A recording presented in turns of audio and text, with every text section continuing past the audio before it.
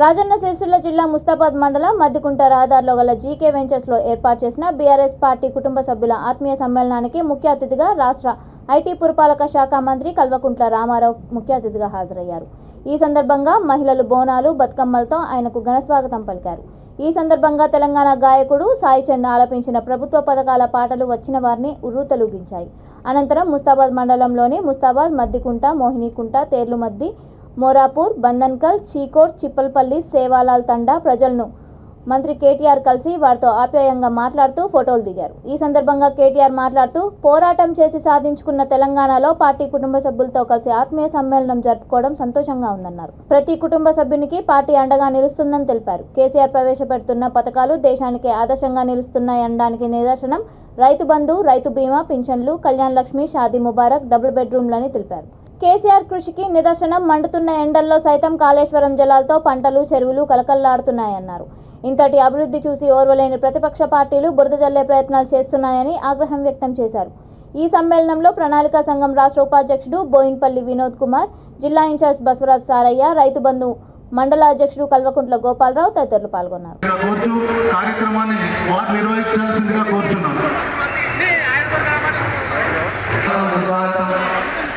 MPP Mustabad Atal sarpanch Janagama వాంగల్ Shri Janagama Sarath Rao గారికి స్వాగతం, సుస్వాగతం. మీకు లీడర్లు ఉన్నారా? మీకు రాష్ట్రాన్ని ముందుకు తీసుకుపోయే తెలివితేటలు ఉన్నాయా? సమస్యలు పరిష్కారం చేసే సత్తా ఉందా? మీకు తెలివిందా అని మాట్లాడినాను. యాదకులదా ఎన్ని మాటలు మాట్లాడుతూ మీకు ఇరుడు నేర్పింది మేము. మీ భూమి ఎక్కడిది, తెలివి ఎక్కడిది, పరిపాలన చేసే దమ్ము ఎక్కడిది, గత సీనుదా మీకు అని మాట్లాడిన పరిస్థితి. కానీ అది ఏమైతుంది? భారతదేశంలో బెస్ట్ గ్రామ పంచాయతీ ఎక్కడున్నాయి, బెస్ట్ ఊర్లు ఎక్కడున్నాయి అని కేంద్ర ప్రభుత్వం నరేంద్ర మోడీ 20 లిస్టు చదివితే 19 గ్రామాలు తెలంగాణ ఉన్నాయి. అన్న మన చిప్పలపల్లితో పాటు, మన గంభీరతో పాటు గ్రామాలు ఉన్నాయి. ఇలా భారతదేశానికే కేసీఆర్ పాలన, తెలంగాణ బిడ్డ పాలన దేశానికి పాఠాలు నేర్పుతున్నది. ఎట్లా నడవాలి, అభివృద్ధి ఏంది, సంక్షేమం ఏంది, సమస్యల పరిష్కారం ఏంది, పేదలను అడుగున పెట్టుకుని ఎట్లా చూసుకోవాలని మొత్తం దేశానికి అభివృద్ధి సంక్షేమ నమూనాను ఆవిష్కరిస్తున్నది తెలంగాణ. ఒక్కసారి ఆనాడు నేను అడుగుపెట్టినప్పుడు చాలా మందికి తెలియదు, చాలా మంది కాదు ఎవరు తెలియదు. నిజంగా చెప్పాలంటే అడుగుపెట్టినాడు కేసీఆర్ కొడుకుగా మాత్రమే మీకు తెలుసు. కానీ ఈ 15 ఏళ్లలో 4 ఎన్నికలు, ఒకటి కాదు, 2 కాదు, 4 ఎలక్షన్లు కొట్టాను. బై ఎలక్షన్లు కూడా కలుపుకుంటే 4 ఎలక్షన్లు. మొదటిసారి 2009లో 172 ఓట్లతో గెలిచాడు. 171 ఓట్లు. సంవత్సరం కూడా తిరగకుండానే ఆనాడు తెలంగాణ ఉద్యమంలో 10 నెలల తర్వాత రాజీనామా చేస్తే 68,000 ఓట్ల మెజారిటీతో మీరే గెలిపించారు.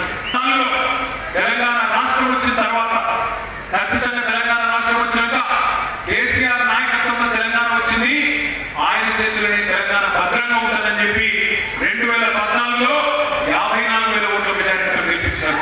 తర్వాత 2018లో ఒక టర్మ్ అద్భుతమైన గవర్నమెంట్ కేసీఆర్ గారి నాయకత్వంలో మీ దయతో ఎమ్మెల్యే అయినా, కేసీఆర్ గారి ఆశీర్వాదంతో మంత్రినైనా. 2018లో మీరందరూ అన్నాడు ప్రతిపక్ష పార్టీలన్నీ ఒకటే వచ్చినా 89,000 మెజారిటీతో ఆనాడు రికార్డు స్థాయిలో ఆశీర్వాదం ఇచ్చి గెలిపించి నడువు కొడతాన్ని ఎమ్మడమే ఉన్నాం, తప్పకుండా మేమందరం మీతోనే ఉన్నామని చెప్పి ఆశీర్వదించి పంపింది. మీరు ఇచ్చిన ఆశీర్వాదం, మీరు ఇచ్చిన బలంతోనే ఇవాళ నాకు ఇలా అనుభవంలోకి వచ్చినాక అలవాటు అయిపోయింది. నాకు విలువ తెచ్చలేదు. మంచిల కోసం ఎంత వస్తుంది వరకు ఎండాకాలం వచ్చిందంటే సర్పంచ్ కు, ఎంపీటీసీకి, ఎంపీటీకి, జడ్పీటీసీకి ఊళ్ళో పోవాలని భయం అవుతుంది. నేను ఎమ్మెల్యే వరకు ఏదైనా ఊరికి వెళ్ళమంటే భయం. ఎండాకాలం వచ్చిందంటే ఎందుకు? ఎక్కడ ఆడవాళ్ళు కుండలు అడ్డం పెడతారో, ఎక్కడ బిజలు అడ్డం పెడతారో, ఎక్కడ లొల్లి పెడతారో, ఎక్కడ ఏం చేస్తున్నాయని చెప్పి తన్ని ధర్మిస్తారో భయం. ఇలా ఉన్న ఆ పరిస్థితి. నేను నిన్నగా ఉన్న 11 ఊళ్ళు తిరిగిన. తంగలపల్లికి వెళ్ళిపోతున్నా, తంగలపల్లి మండలంకి వెళ్ళి మొదలుపెట్టి గంభీరపేట మండలం దాకా 11 ఊళ్ళు. 11 ఊళ్ళని అడిగిన, పట్టి అడిగిన. అక్కడ ఉండే మహిళల దగ్గర పోయిన అడిగిన, అమ్మా నీళ్ళు వస్తున్నాయా, నీళ్ళు అందుతున్నాయా అని అడిగిన. దగ్గర అడిగిన. ఆ మహిళలు డేంజరస్, మంచిగా రాకపోతే ముఖం మీద చెప్తారు, బరాబర్ ఫ్రెండ్స్ ఇవ్వడం. నువ్వు మంత్రిగా ముఖ్యమంత్రిగా ఎవడు మాకు పట్టదు. కానీ వీళ్ళు వస్తున్నాయా లేవని అడిగితే నేను చెప్పింది తప్పైతే నన్ను అక్కడే వాయించి పెడుతున్నారు, నేను చెప్పింది వాస్తవం అయితే గట్టిగా సపోర్ట్ కొట్టి మొత్తం